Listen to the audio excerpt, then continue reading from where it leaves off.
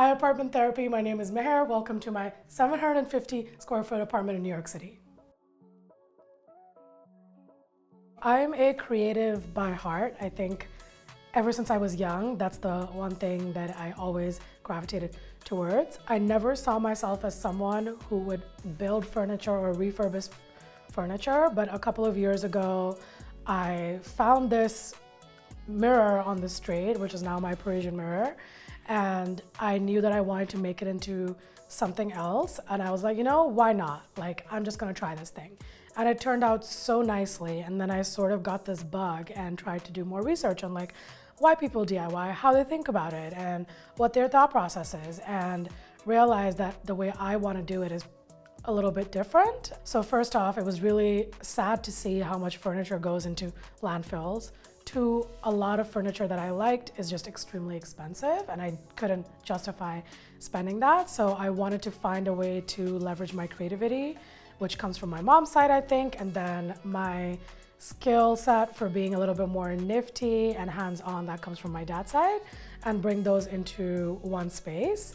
So I think this chair that I'm sitting on was the first bigger DIY, and the way that I worked through it was I find something I really like, and then I try to think about how I can find something that already exists out there for cheaper that can be refurbished into this really expensive thing that I like. So for me, this Anthropologie chair was $900, and instead I found this chair with similar bones on Marketplace for $20. The arm was really, really chewed up.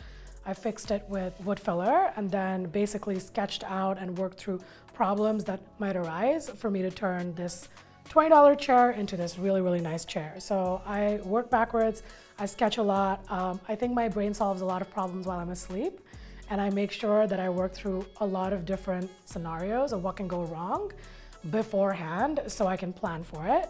For this chair, I also gave myself a $120 budget, and I told myself that if I can learn something in that much, that's great. It's like taking a class in New York. And instead, I ended up spending a little less than $120, and not only did I learn something, I think I got a lot of confidence building this because it allowed me to experiment more.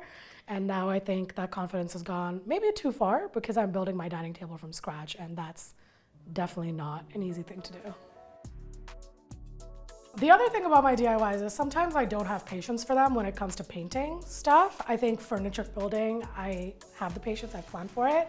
So a lot of the times for picking paint, I don't do the thing where I buy a lot of paints and then swatch them. Instead, I buy something that looks closest to what I like, and then I mix my own paint into it. So a majority of the paints around my apartment and any painted walls are paints that I've mixed myself. So this, I wanted to feel like a sage green with a little bit more on the forest side instead of on the pastel side. So I mixed my own acrylics. And a good hack to doing that is actually getting white wall paint and just mixing regular acrylics in it. And the white just takes the form of anything else that you want. Or black if you're going for a darker shade, or maybe like the closest you can find to the wall color. How this wall happened is actually a fun story. This was not my original plan. The color was alongside a teal, and I have these wooden fabric blocks, and I actually wanted to make my own wallpaper. The blocks are from India, and they have these very ornate patterns on it, like little paisleys. And I took everything out. I started doing that until I realized a wood block on a wall just doesn't work because they're made for fabric, and that's two hard surfaces against each other. So I was very frustrated. This was probably my most frustrating DIY, because I hadn't planned for this hiccup. And I ended up thinking about it, and I was like, okay, I did want to do these type of arches somewhere. I may as well do them here. So I took brown paper and cut out a stencil, and two of my friends who were visiting me from South Africa and Boise actually helped me do this. And then my best friend who lives 3 blocks away also helps me with a lot of the DIYs and just thinking through stuff.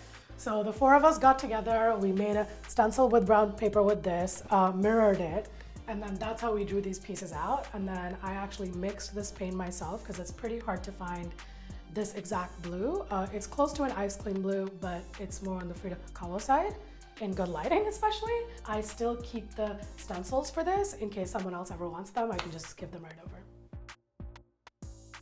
I think the biggest thing that I learned while DIYing this mirror is that When you're designing a space, it's really easy to look at inspiration and get pulled into wanting something that's relevant right now. And a lot of my space has been me reminding myself that I love my culture, I love my travels, and I want this space to reflect a part of me and a mind of me. And this mirror is probably the only pieces in this apartment which I feel like doesn't reflect my taste anymore. I still really like it, but I wish I hadn't just leaned into a trend and duped it, because I could have done something else with this mirror and made it feel more like me, which would have been more modern eclectic, probably leaned into like Hispanic and Indian culture, pulled in elements from my childhood in Dubai. So a lot of it was me trying to find the balance of what do I like because it's just beautiful and a really nice trend and design piece, versus what do I like because I'm gonna like this for a few years, or I'm gonna like this because this is part of who I am. And I think even now, when I think of a DIY, buying a furniture piece, I sit with it for at least 6 months. Similar to actually all the tattoos I have. I sit with them for years to be like, do I still like this? Is this a true reflection of something that I would enjoy? And I don't think everything needs to be like that, like your candles, your pots and things like that. They can just be things you like. But I think overall, having a space that reflects where you are in life is definitely better than having a space that just reflects what's trendy, because you're gonna wanna switch that out quickly and that can get exhausting, and also it's expensive. The fun thing about my dad is that he actually has horrible aesthetic. He has no design eye, and it's really funny because I think sometimes he forgets and he thinks he does.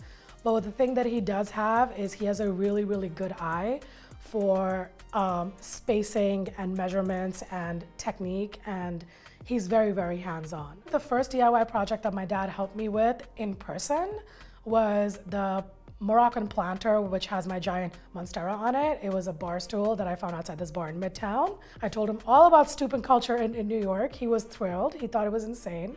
And then the next DIY was this wood stump that we found in a farm upstate, and we chipped at it and sanded it down, and I wanted it to look still natural to what it was, but more cleaned up. The other 2 DIYs that we did in person were a lot more hands-on. It was the live-edged mirror in my bedroom and the shelves on the walls, but most of my DIYs are a sense of community, even the ones I haven't done with my dad.